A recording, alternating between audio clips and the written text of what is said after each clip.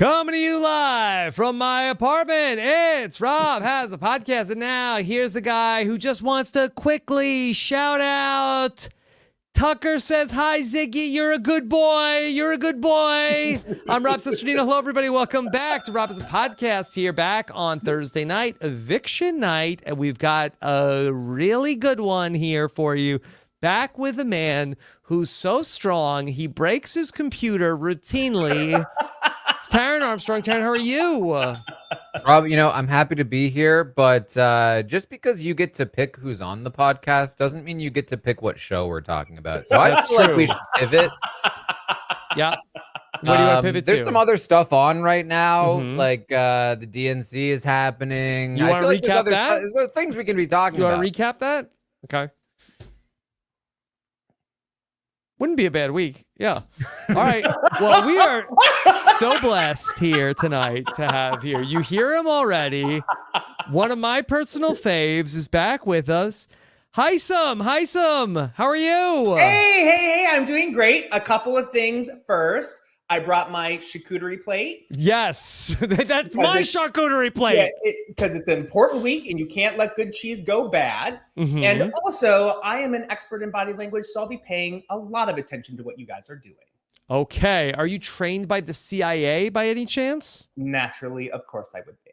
Yes. Okay. Well, I'm so excited to I think this is a really great night to have. Any night would be a great night to have you here, but I think especially right now, as this house has just devolved into this cult of personality. I would love to get your breakdown of everything that's going on. We'll take your questions. We'll talk about everything that's going on at this hour. Brooklyn ends up going home after the longest AI arena yet. I thought that maybe they were just going to have a mercy rule and everybody was going to, vote for one of the three. Does everybody come on in? It was just showing the straight up answers. They're like, who would read the screen? Hisam's like, where was this AI arena for me? I know. I would have killed this AI arena. I was like, man, I was a season too early. Maybe they saw you go out and they said, all right, we need to give these comp threats a chance to stick around a little bit longer. But anyway, we've got a busy day on Friday. We'll talk with Brooklyn. Taran and I will have our exit interview with Brooklyn. And then we will have, for the patrons, our Q&A at 3 p.m. after Taran and Puya break down everything that happens overnight. But Hisam, what's new? What's new? I went back to work. I'm now doing some mental health related stuff on my Instagram. And I'm also talking about Big Brother from a psychological standpoint. Yes. Okay. Well, we have loved what you have put out already this season. We'd love to talk about that a little bit more in depth with you here tonight. Also, Taran, thank you for holding it down while I was away at the podcast movement in DC, and excited to be back to talk about where we're at right now in this very crazy season. Yeah. Okay. All right. So, Hisam. Okay. I would love to just get you're a year out of the house, and I've been watching this. What was your experience watching Big Brother before you played? So I would watch seasons after they were done in their entirety so that I could just like knock it out. So I wasn't necessarily always watching every moment at every hour. But now I'm like totally invested. Like Angela made me totally invested. Once I saw that meltdown, I was like, oh my God, this is psychiatric gold. Yeah, that's one way to put it, Hisam. Are you intentionally antagonizing her so that she'll do a slow clap for you by eating the charcuterie? You shouldn't have eaten my charcuterie board stuff. I know. That poor lady, like so hungry and deprived. Like she just had an emotional meltdown over cheese. Yeah. Well, Brooklyn says she was a have-not. It wasn't. How long could that charcuterie board stick around for, Hisam? Yeah, I mean, like the truth is, it's probably not very long, but I would have checked the expiration date. But the truth is, it's like only a few days, right? It's like 3 or 5 days before she can eat again. And she's like, it won't even last. It won't even last that long. We have to eat it right now and in front of you. I love how, like, in the beginning of the summer, like, there are things that, like, the charcuterie board, like, means nothing to us, like, on July 16th. And then it's going to, like, by a month from now, it's going to be a thing. You'll know it. That's right. So one of the very fun things about Big Brother.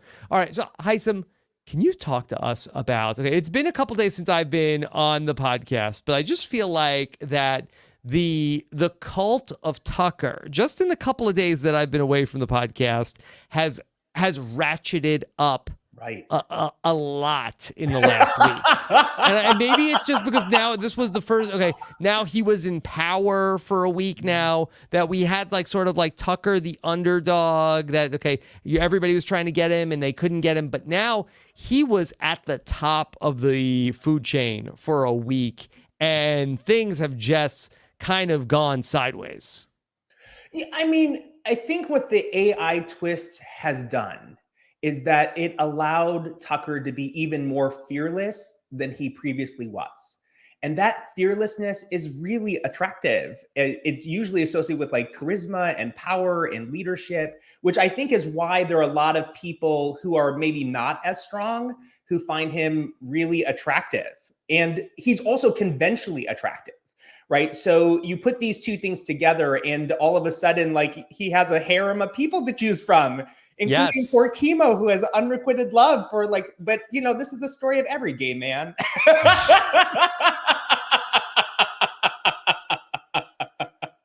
So yeah, I think that's what we're probably seeing, is how like fearlessness turns into charisma and charisma turns into attraction. Yeah, Taran, it's just been so fascinating to watch this because, you know, that he combines, you know, so many different like facets of like past Big Brother house. Because I feel like the Zach Rance comparison of sort of like the unpredictable, sort of like off the wall nature. But now we're also and then the comp beast part of it. But also like now we're starting to get into like a little bit of like the Paul territory of sort of like having like these people with this like extreme loyalty to him, but then also the fact that he has these people who have like this romantic interest in him, like all in one person. I mean, to be fair, his main romance partner was about to flip this vote against his will and blindside him if the wrong person had won the AI arena competition tonight. But yes, that does not negate from the fact that he has quite an army of crushes.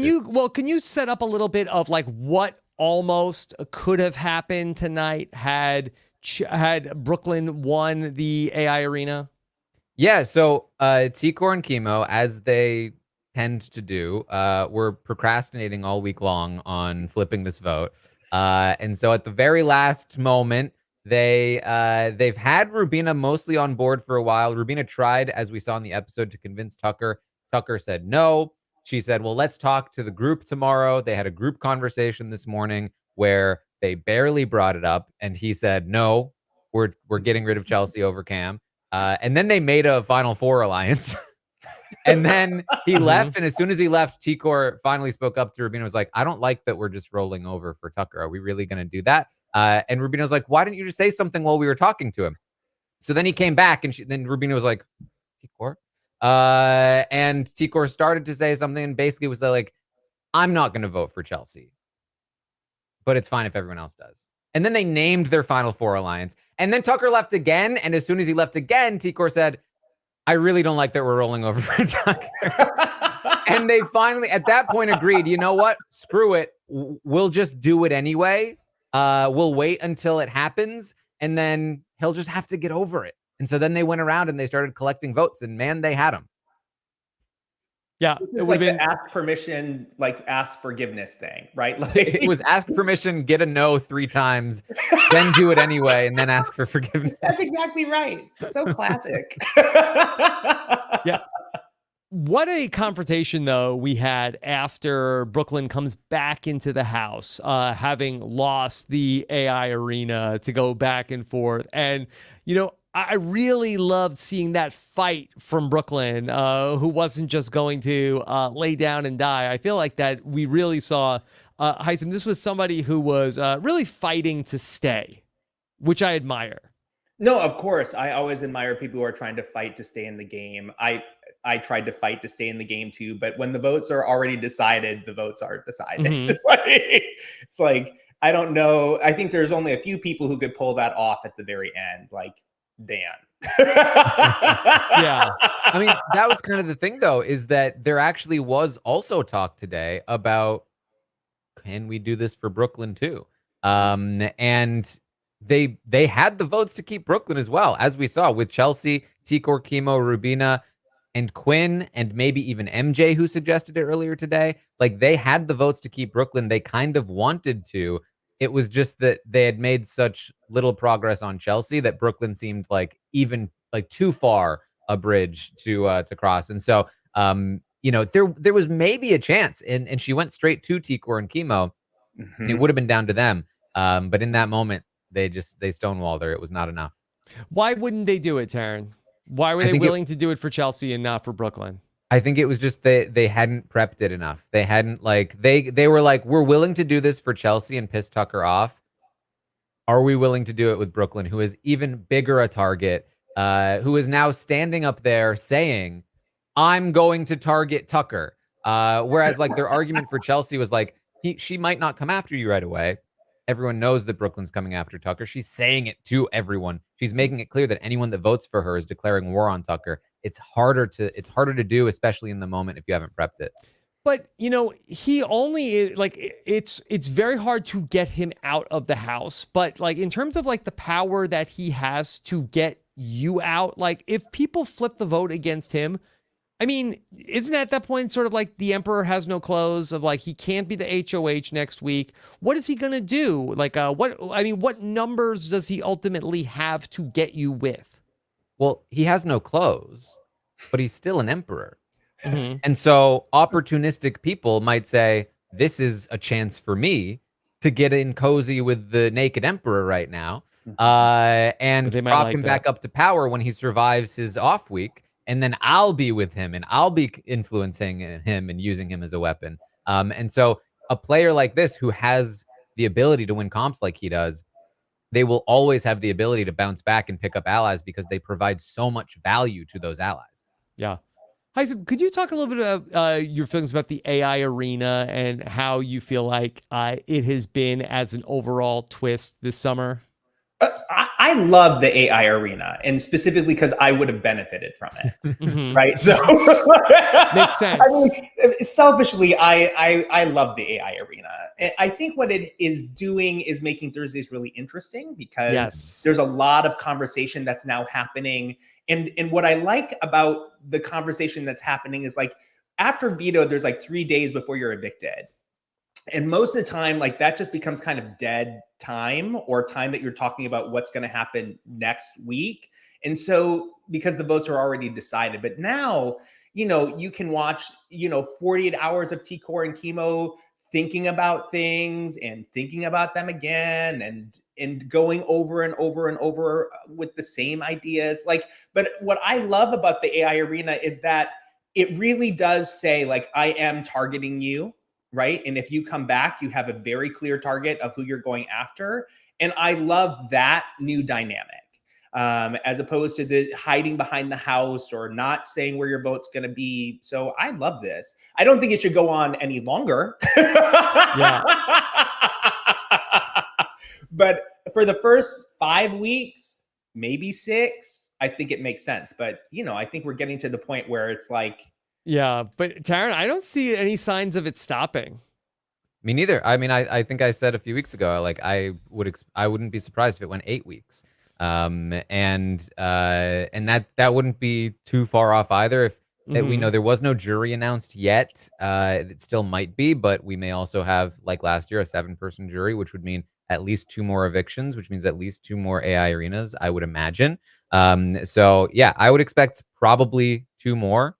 Including the one coming soon. But it's, still been delivering. Tonight we had another like emotional eviction where it really came down to the wire, where that there could have been this potential vote flip. Like, I think that certainly like it has its flaws, but they're also like getting a lot out of it. It's working. It's working really well. I do think they're maybe a little bit lucky in that the comp beast that is winning and that is unevictable because of the twist is Tucker and not, say, Cam. It's a different season if Cam is running the show, right? But it's really working, and a huge part of it is that we just saw an entire vote flip, a showmance turning on her showmance temporarily in order to get what she wants, all for a vote that never even happened anyway. But we still had that stuff. They still had to talk about it, and we went into a Thursday night eviction having no idea which of the three people would leave. That's really exciting, and I think last week was even more exciting. And so I think it's really working for this season.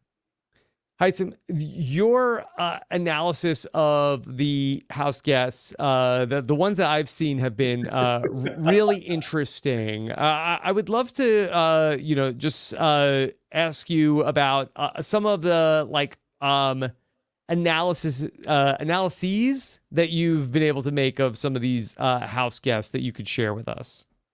Yeah, I think that what was helpful when I went through the process is I got to know what were the psychological battery of tests that were given. And because I'm familiar with those tests, I'm able to basically decide like, oh, this is how they're putting people together. And specifically, they're demonstrating like extremes, right? So a good example of this is like Angela is like high neuroticism. Like, so she gets very anxious. She gets very impulsive. She's very emotional. She has lots of mood swings, all associated with like anxiety driven behavior. And on the other end, you have Cam, which everyone basically is like, oh, he's so boring to watch, but he's just not fazed by like the anxiety and the paranoia in the house. He's just so chill. And I would imagine he's just a very low neurotic person. And that may come from the fact that he's been playing competitive sports for a really long time. And because of that, like this doesn't sort of faze him. So what I'm fascinated about is like just looking at how those dynamics are being put into the game and why certain people will work with each other and why certain people won't. Which is why everyone's having a hard time working with Cam, because he's just not paranoid or suspicious or anxious, even to the point where he's like, I don't even need to talk to anyone. Like Tucker says, I'm good. I'm good. Have there been any pairings that you've seen that have surprised you? No, actually, no. There haven't been any pairings where I'm like, oh, that's weird. Why are those two people working together? I think Tor and Kemo working together. What's interesting is that Tor is making, so Kemo is really high in sort of like agreeableness, right? He like really is polite. He's like really collaborative. He gets very emotional when he hurts somebody. And Tor is like very conscientious. Like it takes her a very long time to decide anything. She like cares about personal relationships, which is why she's like, why are we rolling over for Tucker?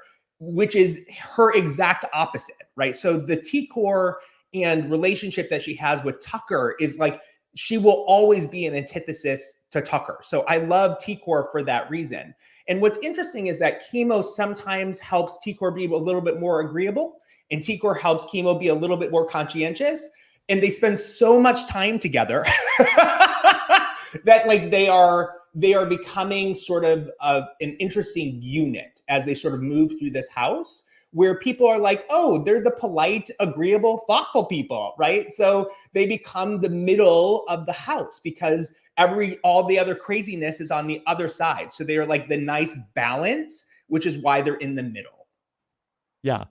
Compared to the Tuckers and the Angelos who are on the other end of that spectrum. Right. And even Brooklyn and Chelsie on the other, like Brooklyn is like, if she could burn the house down, she would have. Yeah, she might have. Yeah. I mean, but you need people like Brooklyn and people like Chelsie on the other side to balance out Angela and Tucker. You have to have them. And so my fear is that as people are like more like, we love Tucker, that we're going to lose some of this antithesis energy and that it will shift everything over, right? So everyone will move over. So like after you lose this group, everyone will sort of like have to redecide where they are as far as like personalities go, right? But you'll always have extremes like Tucker and Angela in the show, always. Yeah. Taran, I thought that Tikor had this really great moment and ultimately, like, it ends up being sort of like all for naught because the vote flip doesn't go through. But just, he has the power. We have the votes. Just like, I mean, that was just such a beautiful, like, that's the epitome of Big Brother. Mhm. It is. And the reason why it doesn't often happen is because normally, like, if your ally is in power, like, it's a hard argument to make to your ally who won the power, is in the vulnerable position now, who can't compete next week, who's taking a lot of heat, putting blood on their hands, protecting you, going after people, pushing forward the alliance, to then be like, but also you should do what we want. Like, that's a hard sell. But it is the reality of the game. And if you want to, you can move in that direction. It's just a matter of whether it's worth it to you if you are able to sell that to the HOH. And as we saw, they weren't able to sell it, but they were willing to take it anyway. Hisam, would you be able to work with Tucker in the house? What would that relationship look like? We had a Tucker. He just evicted himself, right? Like, we had Luke. Luke was Tucker. And Interesting. Luke was a loose cannon. Very loose. And very and loose cannon. That's so loose he got evicted, right? He blew himself up, right? Like, the thing that was interesting about him is that if you told him straight to his face, like, you're being off-putting, he could get better, and he could listen. It's just that he couldn't stop talking. But Luke was that force in our house. And if you look at sort of the beginning, like on the live feeds, he is running rampant in that house. Like, everyone, he's saying things. Everyone is like, he's so off-putting. He's sort of like really just taking impulsive risks, saying crazy things. And then it was so off-putting, people wanted him evicted. Yeah. Right. But which is how Tucker was at the beginning. Right. So, my feeling is that it requires a lot of corralling. Like, yes, you're right. Yeah, you're absolutely right. But also, like, you have to be a little empathic to the other people around you. And I think that Joseph has been able to do that with Tucker. Right. Like, which is strange because Joseph is not an empathic person. Like, he doesn't resonate in empathy. Right. But he's been able to work with Tucker in the sense that it's very, like, for whatever reason, Tucker trusts Joseph, and Joseph obviously trusts Tucker. Yeah, well, Taran, you've talked about this on the updates, that Joseph seems to be the one person who's a little bit of the Tucker whisperer. Yeah, he is. I think that, like, and Brooklyn kind of said it, like, she was going to be loyal to the person that got to her first, and she promised first. And Joseph came into the game wanting a Tucker. He initially tried with Matt, didn't work, and quickly pivoted to Tucker in week 1. He was one of the first people to express a desire to work with Tucker. And then as it became clear that Tucker was actually going to be a valuable player, he started working much harder. But he was in there early. He was the first person to tell Tucker about the collective. He was the first person to bring a lot of stuff to Tucker. And so I think that really goes a long way. And because of that, Tucker, I think, feels like he owes a lot to Joseph over some of the other people that he has worked with. And I think he trusts Joseph more than some of the people that he has been working with. And I think that's why, like Tucker's guard is down a little bit more with Joseph, and that's why he's able to get in there. Even though Joseph hasn't always been upfront, hasn't always had Tucker's best interests in mind, the fact that Tucker has let those guards down has meant that I think Joseph found himself letting his own down as well. And now they're, like, pretty locked in. Mm-hmm. Hisam, I would love to know if you have any thoughts about Quinn.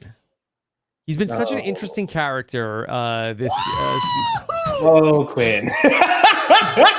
but because we really have struggled on the outside to who of these different sides of Quinn that we've seen, who is the real Quinn?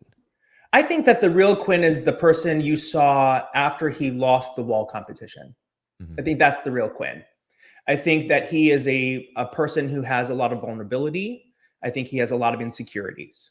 I think what we're seeing from him is a lot of showboating and a lot of like, it's so performative that it feels inauthentic, which is why his two people that he likes, the people that he would relate to, Tor and Kemo, don't trust him because he feels so disingenuous, because he's not really being Quinn. And the thing that I fear for Quinn once he leaves the show is, will he watch that back and be like, that's not me, right? That was a caricature of me. And he may have used this caricature before. Like, this is a well-established caricature. And I imagine in school, if he was ever tormented or teased or bullied, that this was something he would do in order to make light of the subject, because he's using humor, obviously, to hide the pain that he's experiencing. And what I would say is that there's also the emotional aspect of being a super fan of this game, where I think that he's just caught in an emotional moment. And I'm sure behind the scenes production is like, we need a little bit more. Right?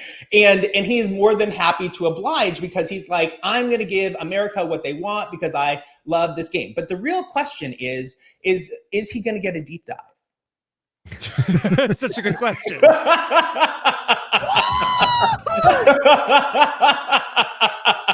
Man, you're an idiot, dude. You're playing this game terribly. But what's also interesting is that there are the Tucker versus Quinn rivalry is really interesting to me, because what I think is probably true is that both of them have similar stories, and that they're maybe too similar that they find the other one they find it threatening. Right. And in a way of being like, I see my vulnerabilities in you, and therefore I am like, you are my enemy. Yeah, and that's something like that Tucker has kind of talked about. It's obviously something that Quinn has kind of talked about. Like, freaking Tucker, he's just good at everything. Everything that I do, he's better at it. He's a better person than me. He's a better competitor than me. He's better at this show that I love than me. And like, that's annoying. And Tucker also is like, when Tucker was first starting to talk about Quinn, he talked about like, yeah, when we're running, I can tell that he like really tries hard to keep up with me. And I sometimes just let him beat me because I like he relishes in it. He relishes in the fact that he knows he's better than Quinn at a lot of these things, because he also has the competitive gene. And so I think maybe part of it too, when he found out that Quinn had this secret power and actually was in more things than him, was actually maybe doing a little bit better than him in the game, he was like, whoa, no. Right. We need to stop that. And now that Quinn is like firmly at a lower tier in the game than him, he's not as much of an issue. He's not as much of a threat. And so I do think they have this competitive streak, and they also have this performative streak. They both want to make a good show. I think that's a huge part of it for Quinn. I think that it's definitely, and we've talked about this before, but like definitely like a way to mask the vulnerability. But it's also, I think, like the way that he goes about it is because he loves the show and he wants to put on a good show. And I think that he thinks that this is the best way to do that. You can understand why he might think that, but I think what he's missing is that vulnerability and that authenticity that I think most viewers are often looking for. Yeah, which will make him hard sell to win America's favorite player, or America to give him any special powers or abilities. And He's America's least favorite player. yeah, well, yeah. I mean, Got on the block. Yeah, I mean, what will turn this all around is if he gets into showmance, because America loves showmances. I think he's open. Yeah, I mean, and the thing is that like he also has the heartbreak of learning that Leah doesn't like him in that way, not only physically, but as a person.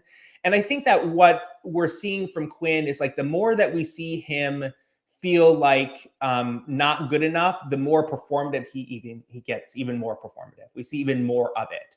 And it's even more off-putting, which is why it's hard to watch him, right? Because we just can't connect to him, right? Because it feels disingenuous. And it reminds me a lot of, from my season, Corey, which is why Corey and I had a very hard time connecting because it felt disingenuous. It didn't feel like it was coming from a true, honest place. And it doesn't surprise me that Quinn is a fan of Corey's, right? Because of this type of behavior.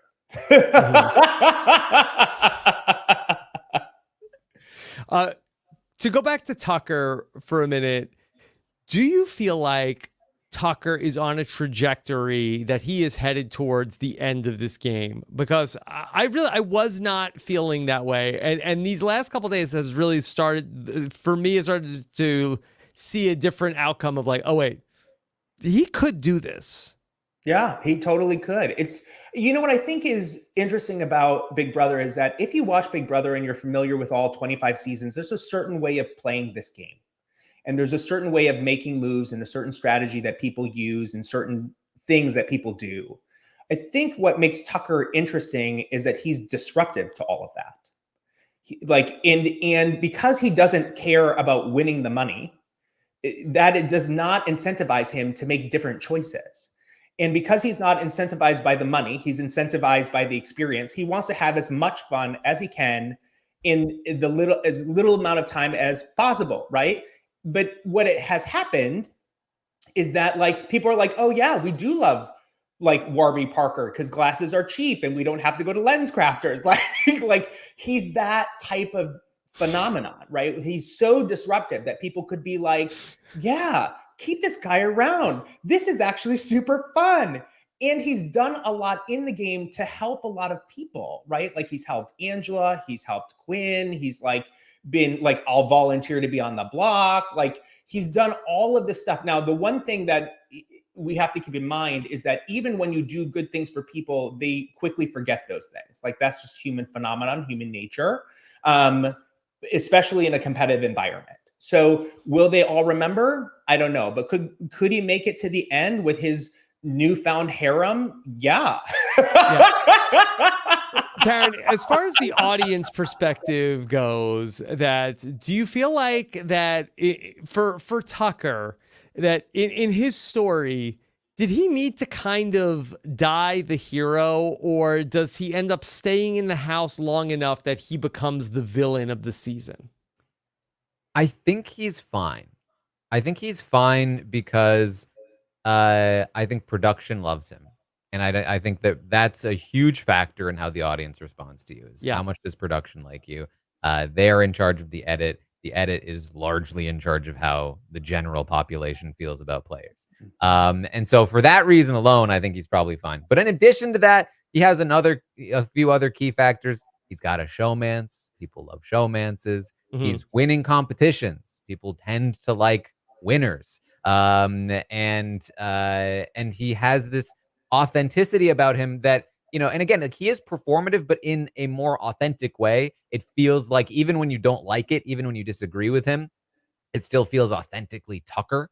And with all of that said, it's not like he has people falling over themselves to play the game for him. He does still have his showmans, Tor, Kemo, trying to flip votes on him. I think he will remain a relatively scrappy looking underdog to the casual audience for a long time yet. I think that he's in it for the long haul when it comes to being a favorite. He's also conventionally attractive. Yes. Right. So, I mean, he is also like, you know, he has a modeling career prior to this. And that alone, right, the beauty principle alone is enough to basically, which is why Matt was found so threatening at the beginning, right? But Tucker, what he's done differently is that he's just more social, right? He's more accepting of other people, right? Like, unless you're Lisa. And so, right? But he's just found a way of doing that, right? Like that Matt didn't do. Mm-hmm. Hisam, I'd love if you could speak to the psychology of the house guests in terms of like, so Brooklyn comes in from losing the AI comp, and she gives like a really great speech as far as like us at home are concerned. That it's like, wow, okay, she's really doing it. She's making a lot of good points. That you got to keep her. But I feel like that type of speech seems to not have any impact on the house guests. Is there a different way that somebody like Brooklyn could frame that argument in that short amount of time that would have better results?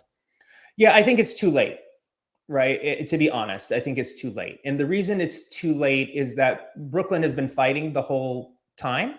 And for people who are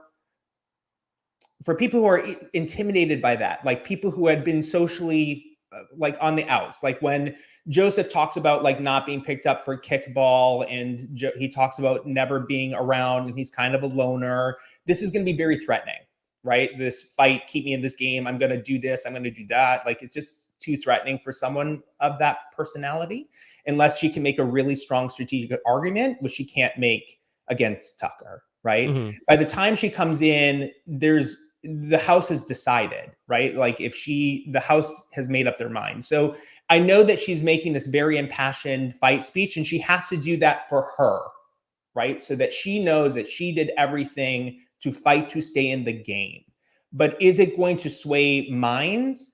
Not in front of Tucker standing right over her shoulder being like, like, it's just too much of a stretch for people to basically be like, even if they wanted to, right? Like the fact that Tucker he's like literally gotten rid of Cedric. He's literally gotten rid of Lisa.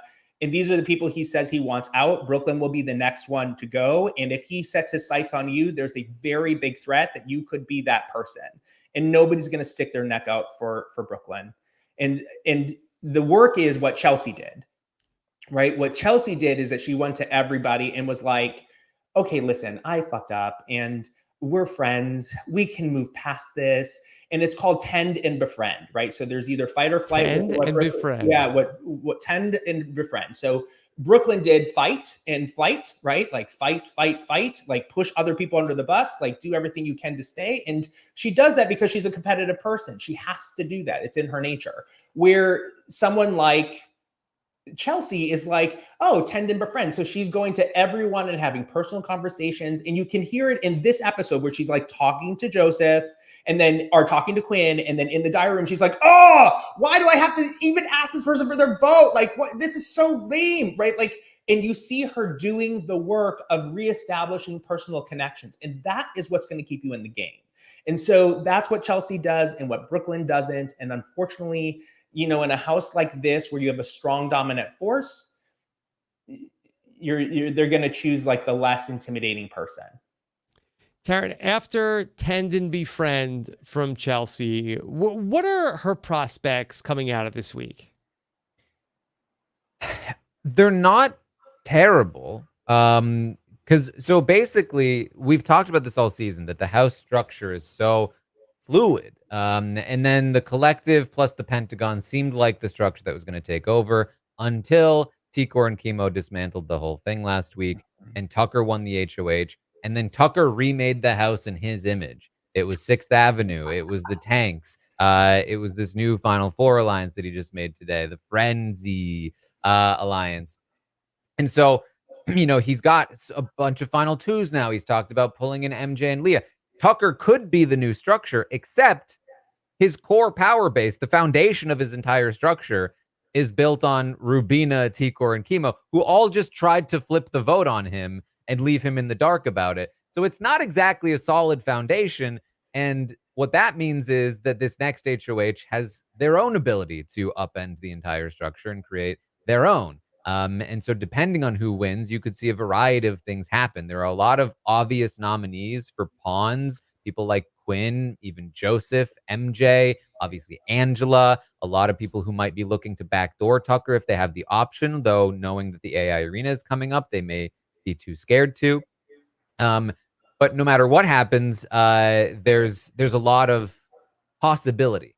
And there are a lot of people that did want to keep Chelsie because they felt like they could pull her in. So if any of those people win, Chelsie does have the ability to potentially weasel her way back in.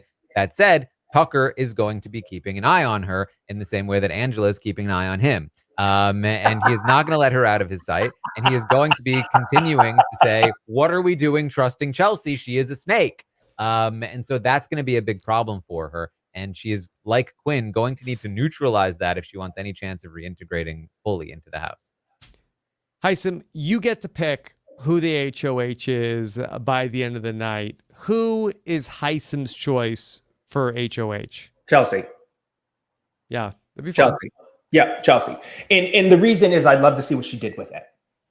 Right? I'd love to see what she does with it. Because her first one was not super exciting. No, it wasn't interesting at all. But she also does something really smart in this episode, is that the person she talks to about having a relationship is Rubina first. She tells Rubina, I'm not going to target you and I'm not going to target Tucker. Right? She doesn't, that conversation happens first. And that's a really important conversation to have, because Rubina is really close to Tucker and will share that information, right? And what you do is you get the benefit of the goodwill of Rubina sharing that information, which makes you feel less threatening. And so I would love to see what Chelsie did, because she might decide, like, she's like, oh, I'm going to blow everything up. Or she might decide to be like, no, I'm going to get one of these sneaky people who got rid of the Pentagon out. And I'd be curious to see what she did. Also, that a domino that has not fallen still is the AI instigator. Oh. Taran, they're allegedly the AI instigator. At some point, we're going to find out who it is, what it does soon. Yeah. And honestly, there's a chance it's not Tucker, given that it lasted all week. And I felt like they advertised it, like they didn't advertise it much at all during the episodes. There could be some really dedicated online fans that like had some influence on this vote. Who did it go to? T-Core? I've seen a lot of Joseph. I don't know how prevalent that is. But I think a lot of people felt like Joseph would be fun as the instigator. But who knows? What I'm saying is it's probably Tucker, but there's a chance it's not. Given the parameters of this vote. Does any of it matter? Probably not. All right. It was eviction night. We did see the house guests go to vote. Chelsie ends up being the one vote to evict Cam. The thing that I thought was very interesting was the people going into the diary room, Hisam, to go give shout outs for Tucker. I think I heard it was MJ first, and she was talking about something for Tucker. I'm like, is there another? Does she know another Tucker? But it was this Tucker. I guess he was HOH. He couldn't vote. And he was having them deliver shout outs to a dog. Yeah, you know how I feel about shout outs. It's just kind of like, oh, come on. Like, because they just become so long. It's like, I'd like to think my dog, my cat, my producer, like the last other person I just met, my neighbor, it's just too much. Like, just cast your vote and move on, right? Well, like, now, Taran, would you give shout outs to Chelsie? Not in the voting booth. It's inappropriate, as Rennie would say. Just on the live feeds. Yeah, listen, I have all the time in the world to talk on the live feeds. Like, I don't need to be doing it on the live show when I'm voting somebody out. It ruins the moment. It's supposed to be dramatic. Yeah, it just feels like it goes a little too long and just a little too excessive. And now Angela's giving like a to-do list. Like, it's like, it's as if they cut her off also. Huh? Like I feel like she was in the middle of talking and they just like cut the mic, went on to they something were else. like, oh, come on, stop. And Joseph's been good though. He did the What Up Chenbot a week or two ago. Then tonight he did the who's this? Yeah. Joseph, he gets a quick little quip in, no shout outs. That's great. Because like he doesn't have an emotional attachment to this particular vote, so he's fine. Like, this is great.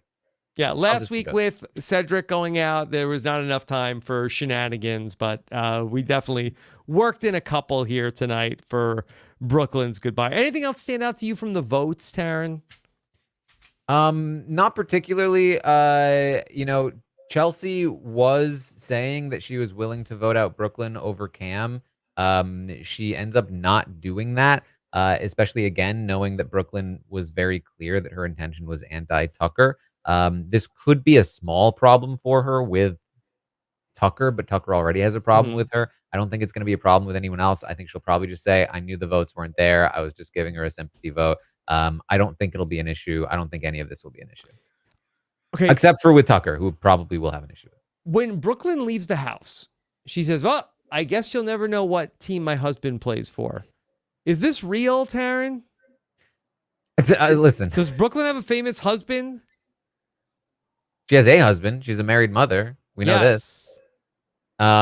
She talked. Hisam, are you in the Big Brother alumni group chat? Have they got into what team does Brooklyn's I thought this was husband like play a gay sexuality joke. Like you'll never know if he's heterosexual or gay. Like, oh yeah, what team is he playing for? Yeah, what team is he playing on? I was like, oh, I don't know. I was like, I would guess your team. You do have 4 kids with him, so I would guess yours. So I was like, oh, I know what team he plays on. Like, I'm ready to move on. So I could be wrong. I was not paying super close attention to all of Chelsie and Brooklyn's conversations. She did reveal to Chelsie that she was that she like danced for like a sports team at one point. And she Brooklyn Nets. Maybe. And she also, of course, talked about being Mrs. America.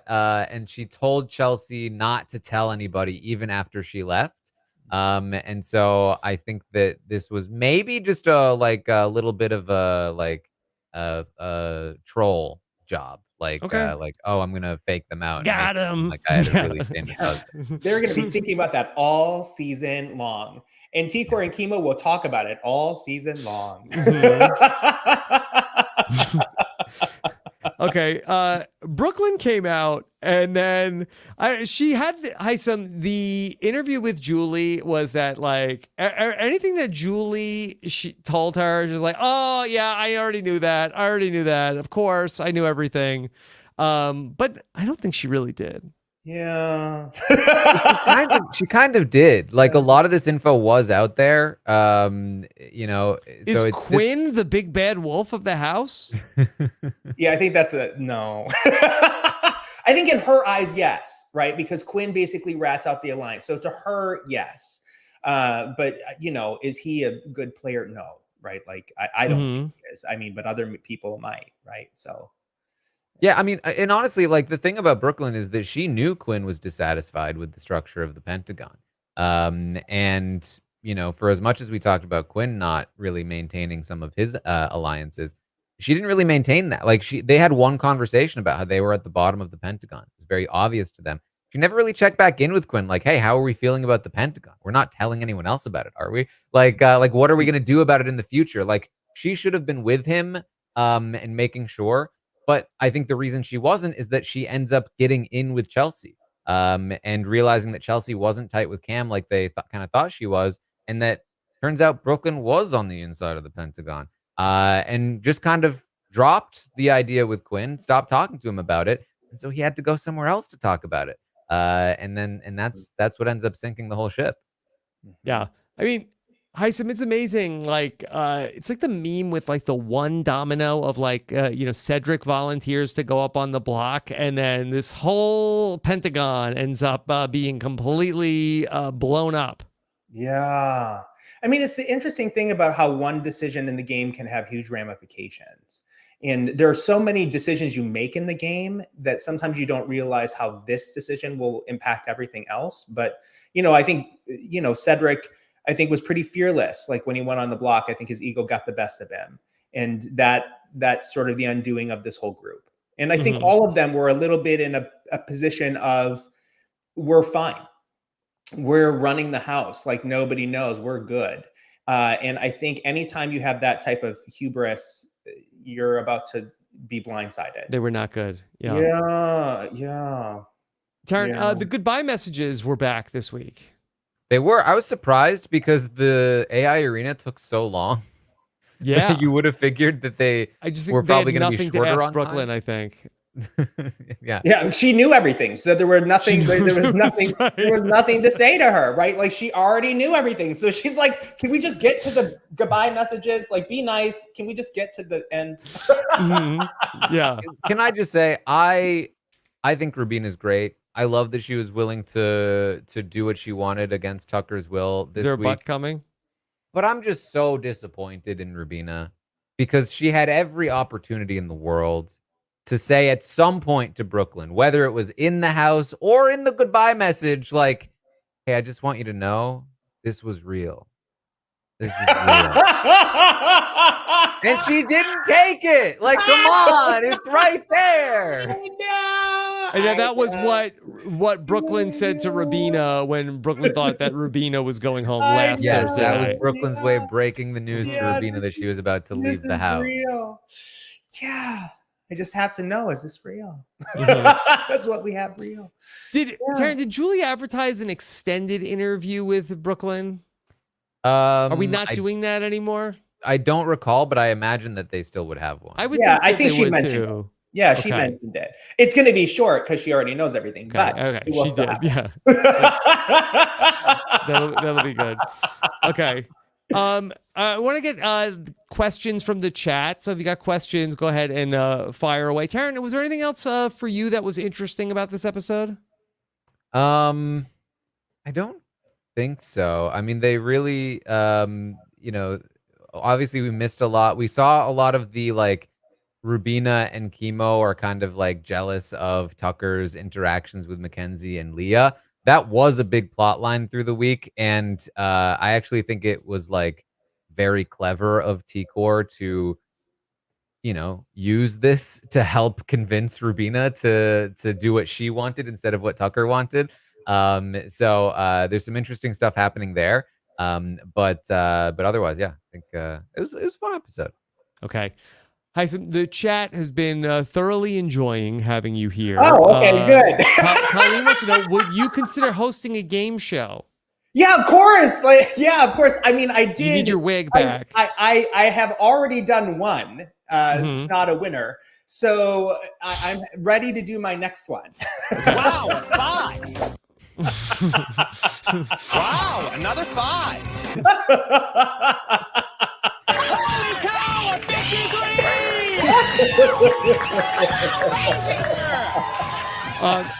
Kennedy wants to know, who's Hisam's prediction for the winner of Big Brother 26? I mean, I think it's going to be Joseph, but I'm not excited about it. Oh, wow. Yeah, okay. I'm not excited about it. I mean, yeah. Anyway.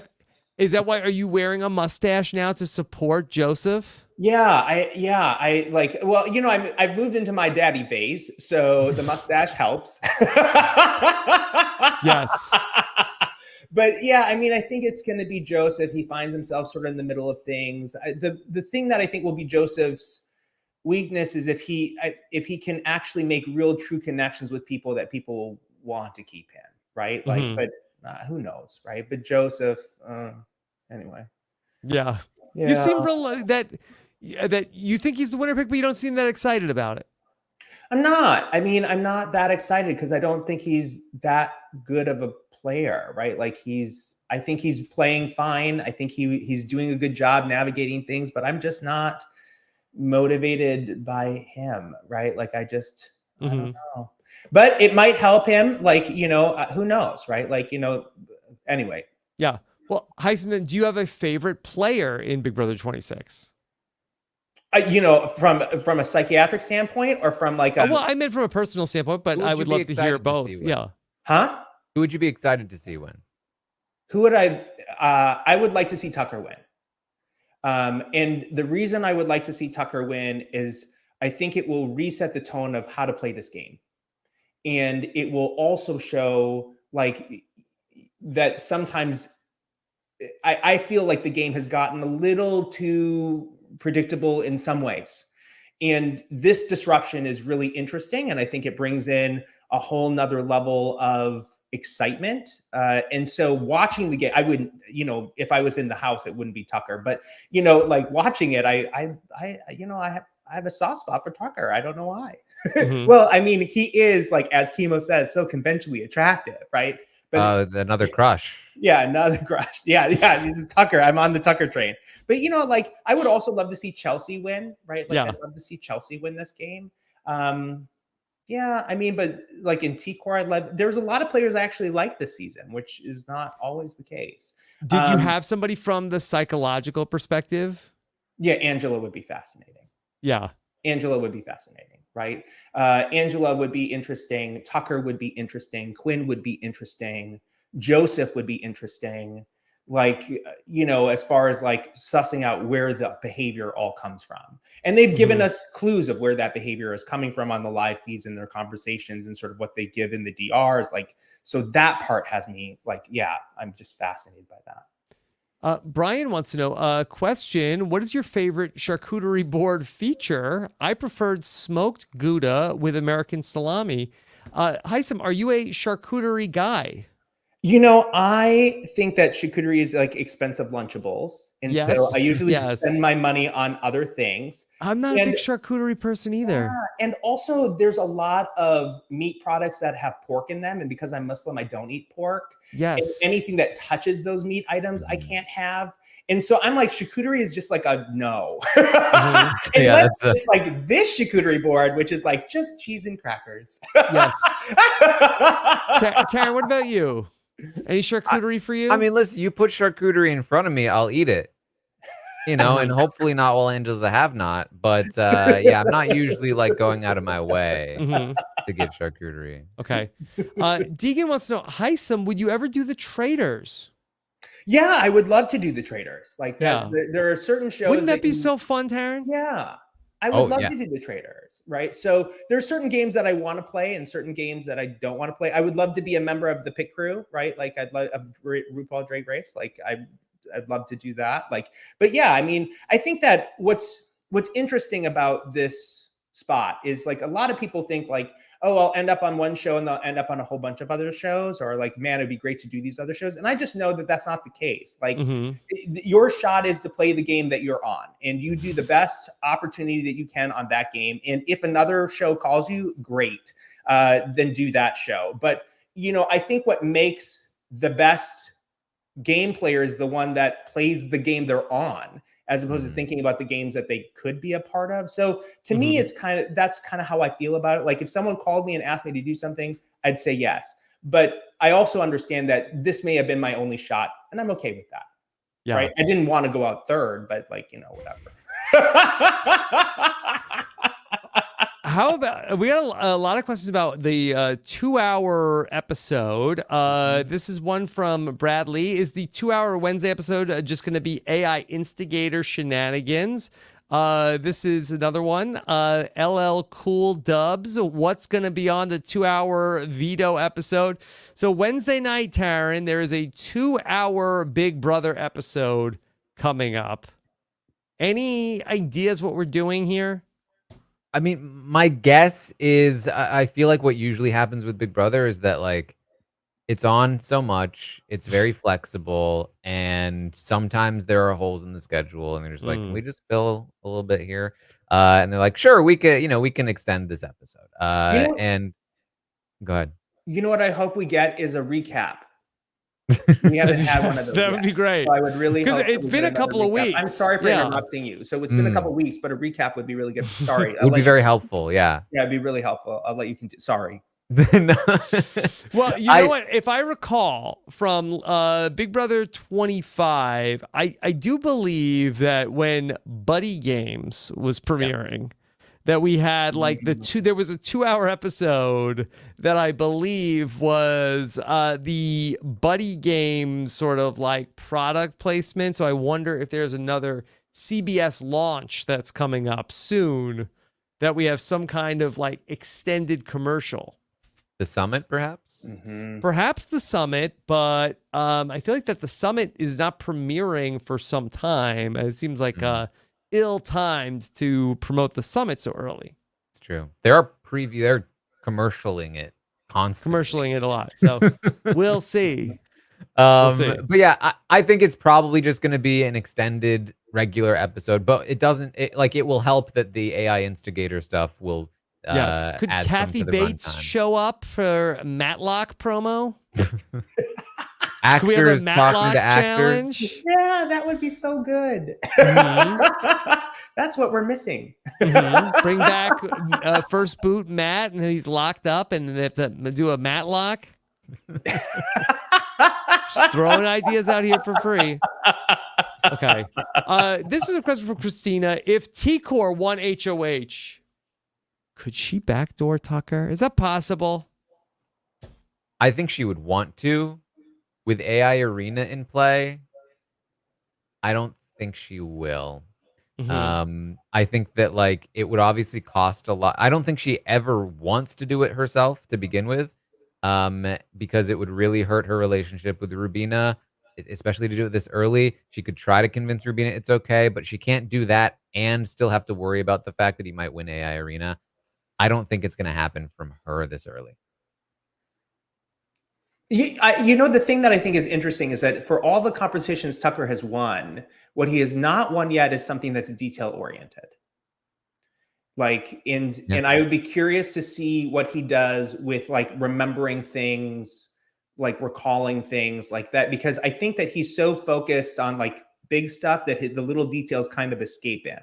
And so I would be curious to see what he would look like in a competition like that. Like today, I really wonder how he would have performed today. Yeah, I had the same thought. I was like, oh, I'm really curious to know how Tucker would have fared in a competition like this. And then I watched them perform and I said, oh, he definitely would have beaten them at least.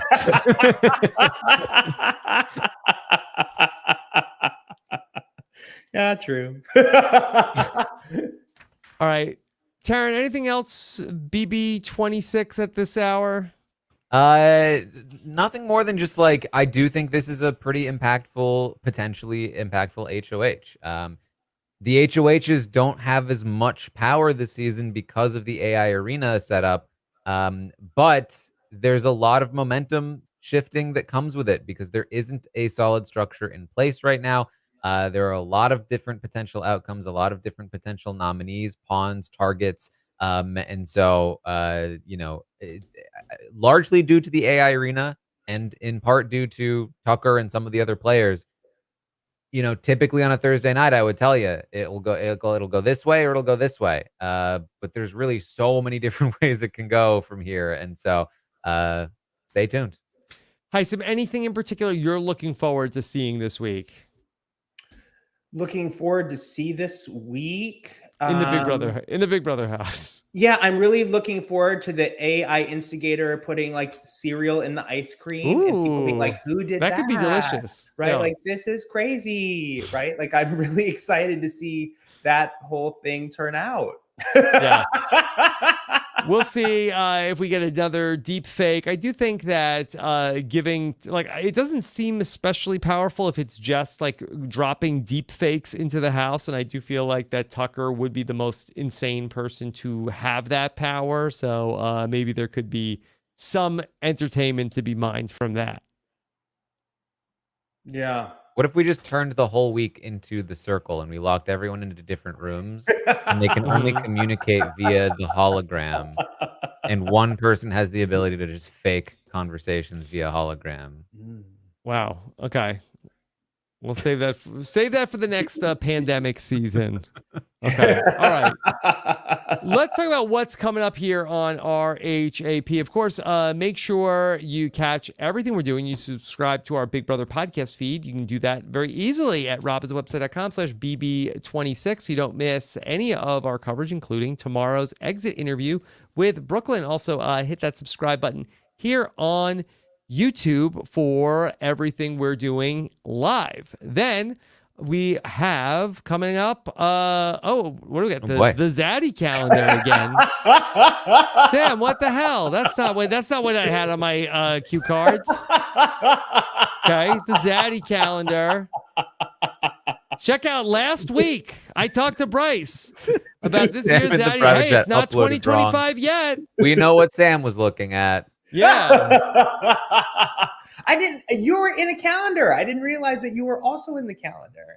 I was it was several years ago. Not quite 7, but I think I was in the 2022 Zaddy calendar, Hisam. Congratulations. Yes. And that I hope that Bryce will correct this miscarriage of justice to not have you appearing in a Zaddy calendar yet. I'm totally fine. You're literally in your daddy phase. I'm like, in my right daddy there. room. I was like, I'm perfect, but not for the calendar. Okay. All right. Tomorrow, of course, Taran will have the live feed update at 12 noon tomorrow. And then at 3 p.m. Eastern, we'll take calls from the patrons.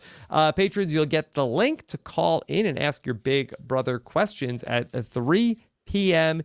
Eastern on the patron BBQ&A.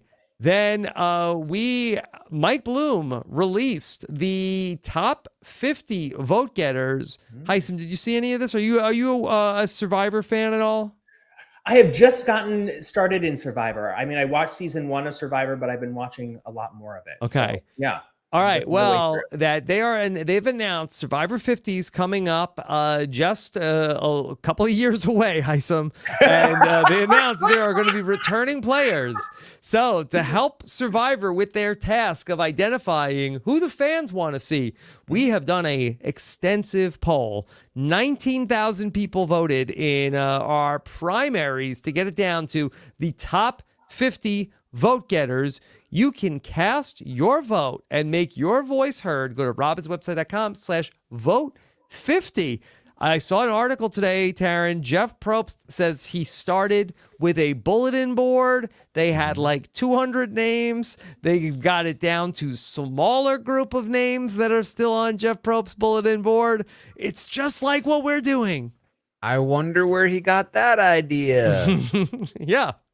Are you on the There's list? some Do you synergy. know? Did you We see don't your name? know. I know that who's on our list. We don't know who's on Jeff Probst's Wait, would you bulletin go board. back if they asked you? Hisam, it would be an incredible honor. Hard to say no to Survivor 50. Right. But There you go. also when you're pushing 50, maybe not so likely to get the call. You can't count yourself out. Yeah. Can't, It's don't, the Rob, read. did you see how many competitions Hisam won? yeah. Until I was evicted.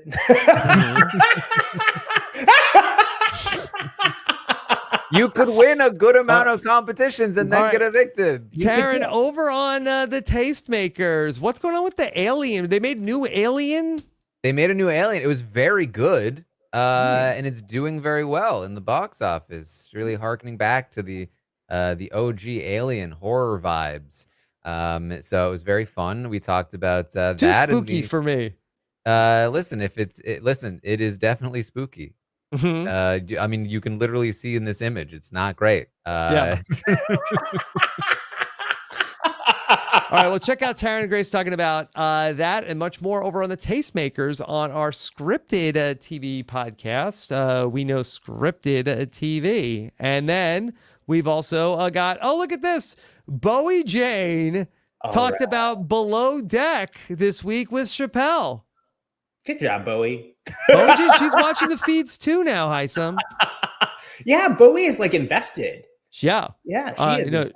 She's very on top of it, watching a ton of reality TV. So check out what Bowie Jane had to say about Below Deck, and then make sure you check out what we have going on over on our Patreon, including the BBQ&A, the Slop every Monday night with Chappelle talking about all the nonsense from the world of Big Brother, and of course our incredible patron community and much more at robinswebsite.com/patron. Hisam, this was so fun to get to catch up. Yeah, it was great. Thank you guys for having me when I wasn't evicted. Yes. Okay. That's Well, amazing. it's always a treat to get to talk to you. That I feel like that you have such a unique perspective on all these house guests. So thank you for coming on and talking with us always. Very much appreciated. Thank you guys so much for having me. Really. Hisam, anything you want people to check out what you're doing? So I do an LGBT focused mental health with Channel Q called Therapy Thursday. So if you want to check that out, that would be great. It happens at 5 a.m. my time. So 5 a.m. your time. Yeah. So if you're Okay. watching live feeds, you could just tune in. Okay. Where do people go to see that, Hisam? Channel Q, like it's a Audacity channel. So Channel Q. Cool. And then, tune into my Instagram where I'm talking about sort of mental health and reality television. And also like updating people on like what's happening in psychiatric news and answering psychiatric questions. Yeah. So tune in for that. Yeah. Oh, Because Love says, thanks, Rob, Taran, Hisam. This was 10 out of 10. Oh, wow. That's amazing. Bring Hisam back to the podcast, please. Thank you guys so much for having me. It's always an honor to be with two greats. So I really appreciate it. Okay. All right. Thank you so much, Hisam. And Taran, what's coming up for you? Find me over on Twitch. Had a good time watching tonight's episode. It was very fun last week too. It's been fun not knowing what's gonna happen on Thursday nights. Makes reacting to it even more enjoyable. So come and hang out with me over on Twitch while we do that. We watch the episode together. Hisam, the chat's asking you what time do they check out your show? It's at 5 o'clock in the morning on Channel Q. Wow, another 5. Yeah, another 5 o'clock, right? It's at 8 o'clock in the morning, Eastern Standard Time, which is when it airs. So it's 5 o'clock. Okay. All right. Well, thank you so much for joining us. We'd love to see your comments here on YouTube, and it'll be another busy Friday talking about what happens next on BB26. Thank you for joining us, everybody. Take care. Have a good one. Bye.